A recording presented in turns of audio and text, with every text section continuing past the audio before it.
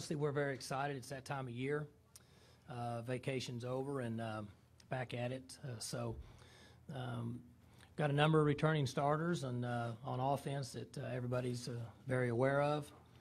We have a defense that has to grow up fast in the front seven, and expecting to be very good on special teams. So for the most part, as I said earlier, we're really excited. I'm looking forward to getting back at work and being with the players. I'm ready for the upcoming season. Okay, we'll take questions for Coach. Again, if you would give your name and your affiliation, please.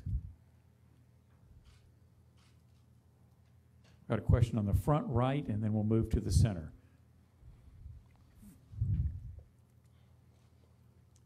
Third row, Chuck. Chuck Carlton, Dallas Morning News.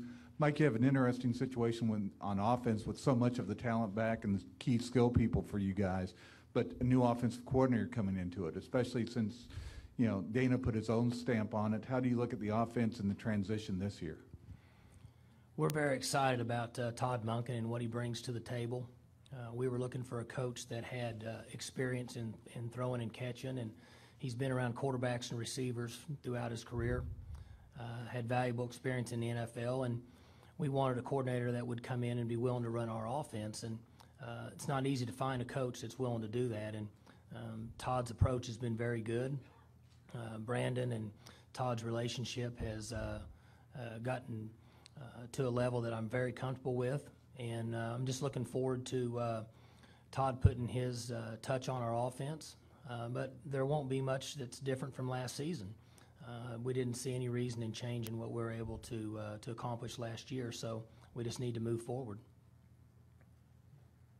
We got a question on the front. We are not doing any video camera work in here at all. Sorry about that. Okay. Question for Coach. I'm sorry. We got a question on the front right.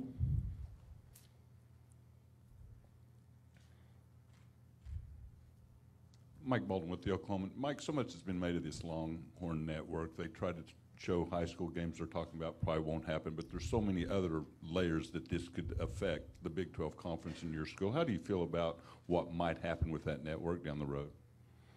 Well, the good thing is, Mike, I don't have to worry about that. I've got faith in our athletic director, Coach Holder, and our commissioner, Dan Beebe, and I'm sure they'll make the best decisions. Got a question on the second row, middle. Hey, Mike, David Upland with ESPN.com. What exactly is Todd's play calling experience? Did he call plays at Eastern Michigan, or how much has he done of that? He doesn't have a lot of play calling experience, but he's been very involved with it. When we worked together at Oklahoma State, when Coach Miles was the head coach and I was calling plays, he was involved in play calling with me on game day. He was moved to quarterback coach at Jacksonville prior to taking our job, and he was not calling plays there, but involved with Coach Cutter and some of the decisions that they made there. So he obviously doesn't have a lot of that, but I'm confident he's a smart football coach. He works hard, and he's been around enough good teams and enough good players to make play calls.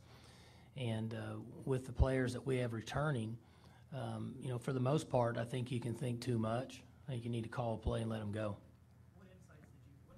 Shared with him about that process. And on our coverage with him about that process. Not a lot. Todd and I have been friends for a number of years, and he's been around enough good football coaches and been on teams that have won a lot of football games that I think he's gained enough knowledge and understands the importance of it. And it's all about preparation and film study and working hard on Sunday through Thursday in order to get the team prepared for Saturday.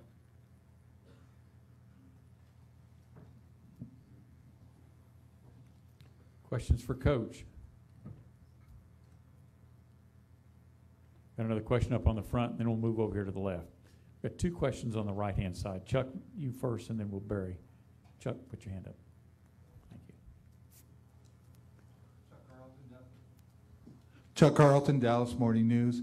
Mike, you mentioned you have faith in Mike Holder when it comes to Longhorn Network and Dan Beebe, but when stuff surfaces like, initially they were talking about pinpointing games where they had commitments from, things like that. Did your antenna go up a little bit when you heard that kind of stuff? Did you have a lot of questions just as a coach when this thing was first broached about, exactly what are we getting into, what are the guidelines?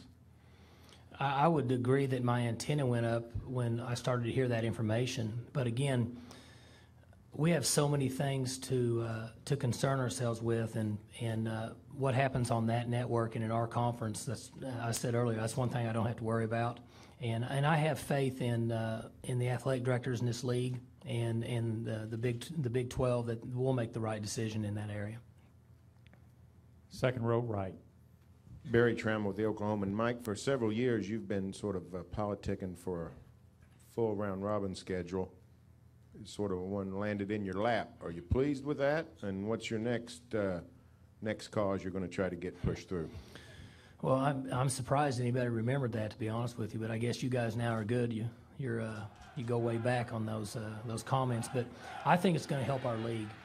At the end of the season, there won't be any teams that say that a certain team from the north or a certain team from the south didn't play each other and didn't deserve to or should have been in a conference championship game. We all play each other, and I'm not so sure that it won't help our fan base. I think that each team competing annually against each other will help stimulate some rivalries within our league.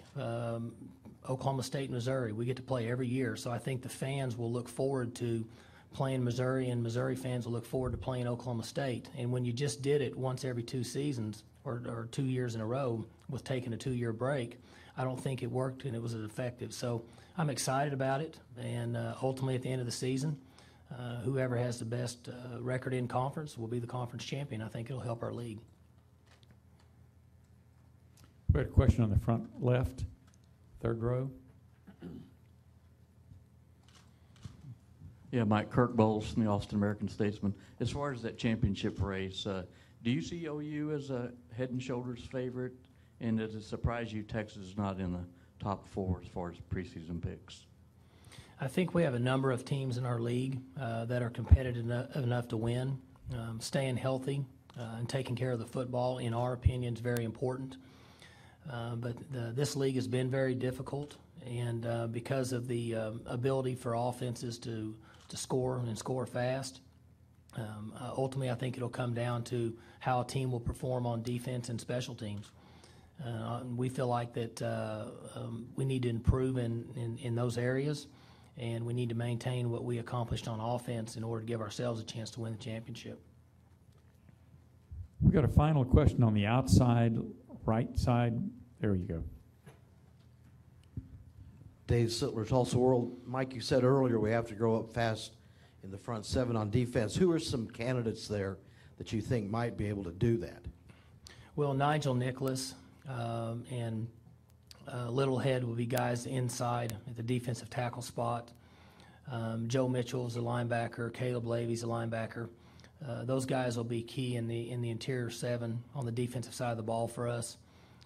I'm comfortable with our ends because we have returning starters that have played in big games, but those are an example of players that are going to need to grow up fast in order for us to have success.